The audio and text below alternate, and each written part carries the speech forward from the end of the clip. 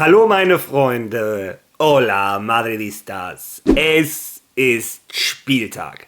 Naja, wenn man es ganz genau nimmt, ist eigentlich morgen Spieltag, denn das Spiel findet in der heutigen Nacht von Donnerstag auf Freitag um 3 Uhr morgens statt. Und nein, ich werde kein Live-Watch-Along machen, alleine weil ich um diese Uhrzeit hier nicht durchs Haus schreien kann. Ich glaube, meine Frau würde sich bedanken. Aber nichtsdestotrotz werde ich heute im Video natürlich meine Aufstellung für das Spiel morgen früh machen. Das habe ich beim letzten Video vergessen. Tut mir leid. Ja, dann unterhalten wir uns noch über eine ganze Menge andere interessante Themen. Eine Antwort von Xabi Alonso, die uns allen gefallen wird, das kann ich euch versprechen. Was ist los mit Rodrigo? Die ersten Angebote aus England flattern rein. Und dann gibt es noch neue Informationen zu Modric, zu Raúl und zur Basketballabteilung von Real Madrid. Also wie ihr hört, ein vollgepacktes Video. Viel Spaß dabei.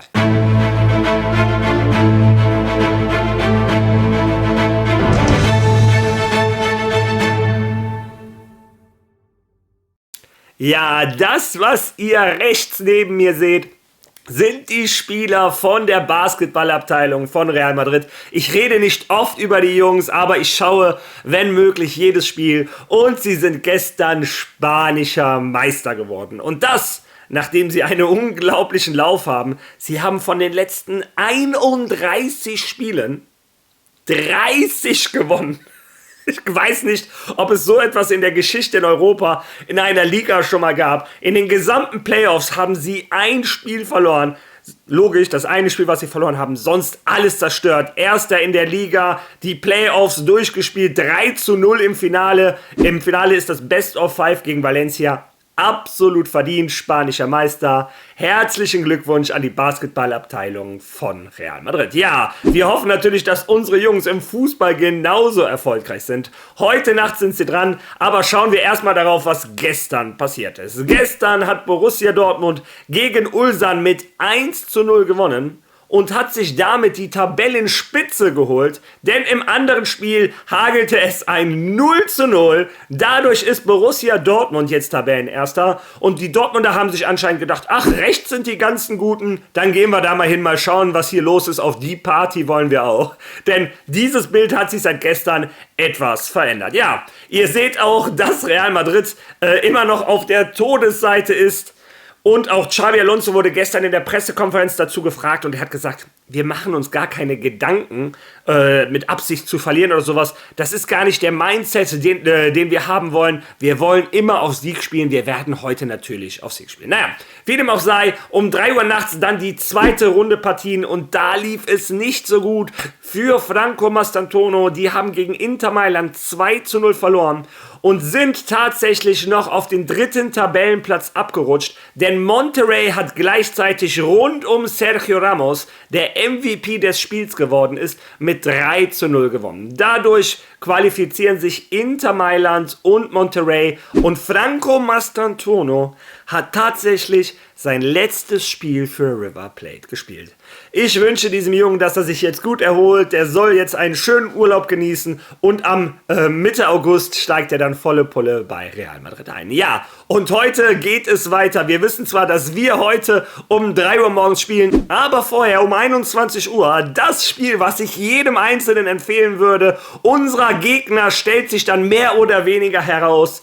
Juventus Turin, die wahrscheinlich zurzeit beste Mannschaft in diesem Turnier, gegen Manchester City. Das erste Duell von 2 wirklichen Giganten. Bin ich mal gespannt, was da rauskommt. Und danach das andere Spiel WAC gegen Al-Ahly, da geht es um gar nichts mehr. Ja, und dann unsere Gruppe halt um 3 Uhr morgens. Wir gegen Salzburg und Al-Hilal gegen Pachuca. Wir dürfen uns auch keine Niederlage erlauben, denn sollten wir verlieren und Al-Hilal gewinnen, wären wir auch aus Horrorszenarien. Naja, wie dem auch sei, das ist die Aktualität der Club-WM. Kommen wir jetzt zur Zuschauerfrage. Und da habe ich mir den Kommentar vom lieben Marebe United Rifi rausgesucht. Ich hoffe, ich habe es richtig rausgesprochen. Ein etwas längerer Text. Er hat geschrieben, ein Kommentar für die Kategorie Zuschauerkommentare. Ja, du hast es erfasst.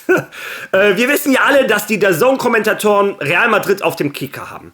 Oftmals oder eigentlich immer ohne einen Grund. Könnte es nicht sein, dass es daran liegt, dass Real die Fernsehrechte im Bernabeu für sich behält und der DAZN weniger Möglichkeiten hat, Inhalt zu bieten als bei anderen Vereinen. Warm-up, Postmatch, Celebrations etc. Ist mir aufgefallen bei der Verabschiedung von Modric, da hat es die Kommentatoren nämlich angepisst, dass sie das nicht zeigen durften. Ist das eine plausible Begründung für den Real-Hate oder glaubst du, dass viel banalere Gründe wie Neid und Eifersucht und Missgunst der Grund dafür sind? Vielen Dank für deine beinahe täglichen Updates zu Real Madrid, jetzt seit bald ein Jahr zu meiner Tagesroutine gehören, danke dafür. Eine Frage hätte ich noch, wie schaffst du es jeden Tag rechtzeitig hochwertige Informationen zu recherchieren und sie in ein qualitatives Video umzuwandeln und es dann um 12, 13 Uhr hochzuladen? Ich bin gespannt, ob ich es heute auch schaffe. Und ein Kollege und ich haben uns das beim letzten Watchalong gefragt. Schönen Tag und à la Madrid. Ja, also erstmal 2 Fragen und 2 unterschiedliche Antworten. Ich versuche mich ein bisschen zu beeilen, weil ich möchte nicht, dass dieses Video komplett explodiert. Es kann natürlich auch einer der Gründe sein, aber fangen wir erstmal mit der simplen Basis an. Es hört sich so an, Madrid macht ihr Stadion zu für die Presse. Das Ganze kommt ja nicht aus dem Nirgendwo. Real Madrid wehrt sich zurzeit gegen Javier Tebas. Javier Tebas hat einfach über den Kopf von den ganzen Vereinen in Spanien entschieden, dass er einen Deal mit CVC macht. Das ist eine Firma, die haben ihr Glück in der Bundesliga versucht, in Italien, in der Frankreich etc. Und alle haben gesagt, nein, danke. Und Javier Tebas, als der gehört hat, für ihn persönlich sind da einige Millionen drin, hat er gesagt, doch, Spanien macht damit man mal das Mindset von einem Javier Tebas versteht. Und zwar wollte La Liga von einigen Vereinen die Fernsehrechte auf die nächsten 50 Jahre an diese CVC-Firma verkaufen. Und Madrid hat gesagt, nein. Der Ligachef hat zwar das Recht, die Fernsehrechte zu verkaufen, aber im Gesetz steht ganz klar, im üblichen Maße, also immer wieder für 1 Jahr oder 2 Jahre, dass er neue Verträge abschließt. Das ist logisch, das muss so sein, sonst müsste der jedes Mal mit jedem einzelnen Verein diskutieren.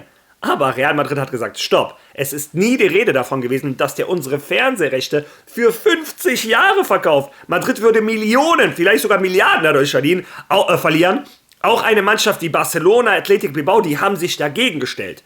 Sieht vor Gericht auch sehr gut aus. Real Madrid hat die erste Instanz bereits gewonnen. Und Real Madrid sagt, bis das nicht geklärt ist, dürfen die Kameras aus La Liga von Javier Tebas nur die Stundübertragung machen, das, was wir vertraglich gezwungen sind, denen anzubieten. Das ist 1 Minute vor dem Anstoß und 2 Minuten nach dem Abstoß. Real Madrid hat also nicht von sich aus gesagt, so, wir machen hier alle schottendicht. Das liegt daran, weil Javier Tebas über Real Madrid und die Rechte von ihren Socios, von ihren Mitgliedern, denen gehört der Verein, dass der einfach über die hinüberrollen wollte. Und Real Madrid und Florentino Perez hat gesagt, mit uns, mit unserem Verein, mit unseren Mitgliedern, das ist das Geld unserer Mitglieder, mit denen machst du das nicht. Ja, daher ist übrigens der große Streit, der gerade zwischen Tebas und Florentino Perez hängt, aber es gibt da ganz viele. Ja, wie dem auch sei, natürlich kriegt auch der DAZN dadurch weniger Filmmaterial, klar, weil die beziehen das Material von der Liga, von dem, was die Liga liefert. Kann ein Grund sein, aber ich verrate dir so viel, das war schon gefühlt immer so. Als ich noch ein junger Bub war, war der Hass auf Real Madrid schon zu spüren. Damals wahrscheinlich wegen den Duellen, hitzigen Duellen gegen die Bayern etc. Damals auch noch krasse Duelle gegen Dortmund. Ich dachte, vielleicht kommt das daher. Und dann ist ja um den FC Barcelona zur Zeiten von Messi so ein kleiner Mythos entstanden. Diese lieben kleinen Jungs, die nur alle 1,60 Meter gefühlt groß waren, mit UNICEF auf der Brust, die den schönsten Fußball der Welt spielen. Das sind die Moderatoren, die Journalisten zu der Zeit aufgewachsen, haben sich blenden lassen und die kriegen nicht in ihren Kopf rein, dass dieser ganz tolle Fußball, der in La Liga super funktioniert hat und in Europa seltsamerweise nicht oder nicht in diesen Maßen. Natürlich haben sie auch, glaube ich, 1 oder 2 Champions League gewonnen in der Zeit, in der Madrid 6 oder so gewonnen hat. Also damit man mal den Vergleich sieht. In der spanischen Liga haben sie mit diesem Traumfußball super gewonnen, bis sich herausstellt, die Schiedsrichter in Europa waren neutral, wie sie sein sollten, und die Schiedsrichter in der spanischen Liga waren unter der Fuchtel von einem gewissen Negreira, der über jede einzelne Karriere von diesen Schiedsrichtern entschieden hat. Ja, und ein Messi, Xavi, Iniesta etc. haben gegen Gegenspieler gespielt, die, sagen wir mal, nicht zu 100% reingehen durften, weil sie sonst wussten, sonst hagelt es gelbe und rote Karten. Naja, wie dem auch sei, ich glaube, das ist eine Mischung aus Neid, das ist eine Mischung aus der Generation, aus der die aufgewachsen sind, dieses Barca Heiligtum quasi, und jetzt natürlich auch aus der Kombination, dass die nicht die ganzen Bilder kriegen wie bei den anderen Vereinen. Ja, und zu dem zweiten Stück, das ist leider auch kein Zufall. Ich habe gestern ein Video gezeigt, wie ein Gonzalo freistand, wie ein Arda Güler freistand, wie ein Vini freistand, weil die vorher die Meter gemacht haben. Und mehr oder weniger so funktioniert mein Kanal. Der funktioniert, weil ich die Meter vorher mache. Nachdem ich dieses Video abgeschlossen habe, verbringe ich Zeit mit meiner Familie, habe aber immer ein Auge auf eine Real Madrid News. Und wenn irgendetwas kommt, renne ich runter zum PC, lade es mir runter, übersetze es, mache mir Gedanken darum, informiere mich, wo das herkommt, wo ist die Quelle. Manchmal gehen meine Nächte bis 1, 2 Uhr nachts, wenn es neue Informationen gibt. Und dann am nächsten Morgen erscheint es so, als wenn es mir alles geschenkt worden wäre. Aber da steckt tatsächlich eine Menge Arbeit hinter. So funktioniert mein Tag. Es ist aber so, bin ich auch ganz ehrlich, dass das immer bei mir schon so war, dass ich den ganzen Tag immer ein Auge auf Real Madrid hatte, weil mich interessiert hat, was da passiert ist. Früher habe ich es mir gelesen und gedacht, ach, das ist interessant, oder einem Kumpel mit drüber geschrieben. Heute renne ich zum PC und bearbeite das Thema. Ja, daher die neuen Informationen, punktgerecht. Meistens versuche ich es 12, 13 Uhr, manchmal geht es nicht. Ja, das war der Zuschauerkommentar. Ich hoffe, ich habe den ausführlich beantwortet. Wenn auch du möchtest, dass dein Kommentar beantwortet wird, dann schreib bitte unter dieses Video. Ja, und jetzt kommen wir zu einem der Hauptthemen, und zwar Rodrigo. Wir alle wissen, Rodrigo ist seit einigen Monaten seltsam. Der war wochenlang nicht nominiert, obwohl er nicht verletzt war. Es hieß, er hätte mentale Probleme gehabt. Es hieß, unter Xabi Alonso möchte er nochmal neu angreifen, er möchte seine neue Situation abchecken. Wie ist das Feeling mit dem neuen Trainer? Ist er wichtig? Ist er nicht wichtig? Er möchte auf einer Kategorie sein mit den absoluten Superstars dieser Mannschaft. Und ich glaube, ein Xabi Alonso hat ihm am zweiten Gruppenspieltag gegen Pachucas gezeigt, das wird dieses Jahr anders als letztes Jahr. Rodrigo hatte ein Spiel, wo er sich beweisen durfte, hat das nicht geschafft. Ein Arda Güler hat ihm in der zweiten Halbzeit den Rang komplett abgelaufen. Wie schon am Ende der Saison unter Carlo Ancelotti. Überlegt mal, dass ein Arda Güler sogar vor Rodrigo gespielt hat, unter einem Carlo Ancelotti. Das muss schon einiges heißen. Aber ein Rodrigo hat gesehen, was ist hier passiert. Das hat nicht nur Rodrigo gesehen, das hat auch sein Vater gesehen. Der hat sich mal in England umgehört. Wie sieht das Interesse so aus? Wir alle wissen, Arsenal London ist sowieso immer interessiert an einem Rodrigo. Ein Mikel Arteta ist ein ganz großer Fan von ihm. Aber ein Manchester City ist hinter Rodrigo schon seit Jahren her. Das habe ich euch in etlichen Videos schon gesagt. Und gestern wurde aus Spanien die Information geliefert, dass Manchester City zum ersten Mal als erster Verein bei Madrid angefragt hat, sie hätten Interesse an Rodrigo. Und Real Madrid hat geantwortet, sehr gerne, wir fangen an zu diskutieren ab 100 Millionen Euro. Ich persönlich glaube, dass ein Rodrigo nach der letzten Saison vielleicht keine 100 Millionen Euro mehr wert ist. Deshalb war ich einer derjenigen, der gesagt hat, vielleicht hätten wir ihn letzte Saison noch verkaufen müssen, wo sein Marktwert sehr, sehr hoch war. Aber wenn Manchester City für einen Grealish 100 plus Millionen gezahlt hat, können sie das meiner Meinung nach für einen Rodrigo definitiv auch. Denn ein Rodrigo hat meiner Meinung nach ein höheres Potenzial als ein Grealish. Und ich bin auch der Überzeugung, wenn ein Rodrigo dauerhaft über den linken Flügel spielen darf, dass wir von einem der besten linken Flügel der Welt reden. Ja, also, der ganze Artikel brauchen wir uns nicht durchlesen, wir verlieren nur Zeit, aber da steht in der Überschrift steht quasi schon alles drin, was ich euch gerade gesagt habe. Manchester City hat als erste Mannschaft richtig offiziell angefragt. Real Madrid hat nicht gesagt, der Spieler ist unverkäuflich. Real Madrid hat gesagt, ab 100 Millionen können wir anfangen zu diskutieren. Xabi Alonso wurde gestern in der Pressekonferenz, die fand übrigens um 2:30 morgens statt, so viel zur Frage von eben. Gefragt zu Rodrigo und er hat gesagt, es war eine Trainerentscheidung, dass der im zweiten Spiel nicht gespielt hat. Trotzdem ist Rodrigo ein wichtiger Teil der Mannschaft. Wir werden ihn bei der Club-WM brauchen. Also und Xabi Alonso hat das geschickt gemacht. Der hat klargestellt, der ist trotzdem ein super Spieler, wichtig für die Mannschaft. Aber es war eine reine Trainerentscheidung, eine reine technische Entscheidung, dass er gegen Pachuca keine Minute gespielt hat. Ich sag sogar, ein Victor Munoz ist sogar vor ihm eingewechselt worden in der 85. Minute. Ich glaube, das verrät schon einiges darüber, wie die Zukunft von Rodrigo aussehen wird. Ja, wenn wir schon mal über die Zukunft von unseren Spielern reden, dann müssen wir etwas zu Luka Modric sagen. Ich habe es euch schon vor 4-5 Wochen, glaube ich, gesagt auf meinem Kanal. Ein Luka Modric wird neuer Spieler von AC Mailand und das hat gestern auch ein Fabrizio Romano endgültig bestätigt. Luka Modric wird für die legendäre Mannschaft aus Mailand spielen. Ich habe euch meine Meinung im anderen Video schon gesagt. Ich fasse sie ganz kurz zusammen. Ich freue mich für ihn. Es ist eine legendäre Mannschaft. Ich drücke ihm die Daumen. Aber ich bin auch sehr froh, dass sie nicht in der Champions League sind, denn ich könnte mit meinem Herzen es nicht vereinbaren, gegen Luka Modric zu spielen. Ich drücke ihm die Daumen. Möge er bei der WM mit Kroatien noch ein gutes Turnier spielen und sich auf der größten Bühne in der Welt des Fußballs verabschieden. Ja, dann noch eine Antwort von Xabi Alonso, die habe ich euch im Vorwort versprochen. Und zwar wurde er gefragt zur Vini und zur Rückwärtsarbeit von Vini. Und ich glaube, Xabi Alonso hat das größte Problem von Real Madrid in der letzten Saison erkannt. Ich mache es kurz, hören wir uns die Antwort von unserem Trainer einmal an. Was für mich klar ist, ist, dass wir alle verteidigen müssen und das auch tun müssen.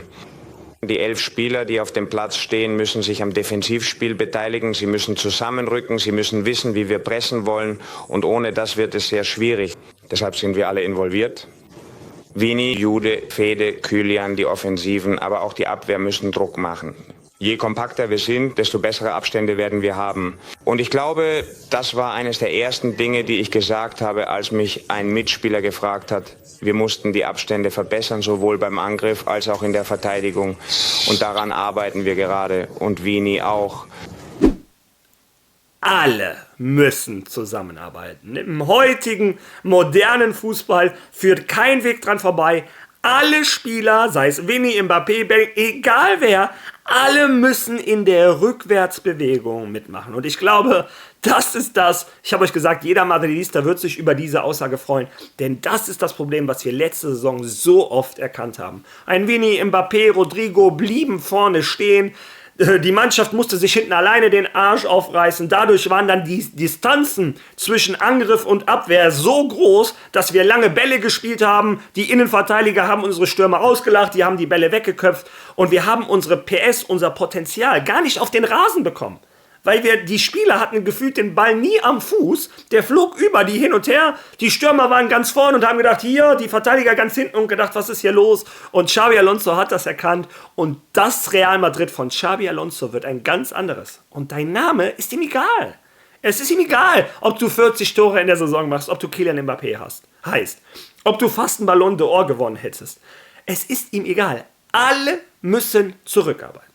Und ganz ehrlich, das war von allen Antworten in der Pressekonferenz die mich am meisten gefreut hat und die wollte ich mit euch teilen. Bin ich gespannt, was ihr dazu sagt. Ja, und jetzt, bevor ich zum Ende des Videos komme, wie versprochen, meine Aufstellung für das Spiel heute Nacht gegen Salzburg.